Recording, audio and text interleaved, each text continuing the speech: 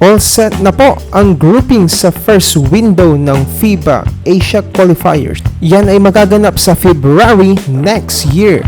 Pinangunahan ni Iran legend Haddadi ang draw ceremony at kasama niya dyan ang ating Gilas legend na si Gabe Norwood. Kabracket po natin ang powerhouse na New Zealand, ang long-time rival na Chinese Taipei at ang Hong Kong para sa first window ng qualifiers. Kailangan natin at least top 2 sa ating group para mag-advance sa next stage ng qualifiers. Ating matatandaan mga kaibigan, last 2022 ay di man lang tayo nakapasok sa quarterfinals at natapos ang ating kampanya as 9th place sa standing. Worst finish po yan ng Pilipinas sa Asia Cup qualifiers in the last 15 years. At narito naman ang ibang resulta ng nangyaring draw sa FIBA Asia Qualifiers.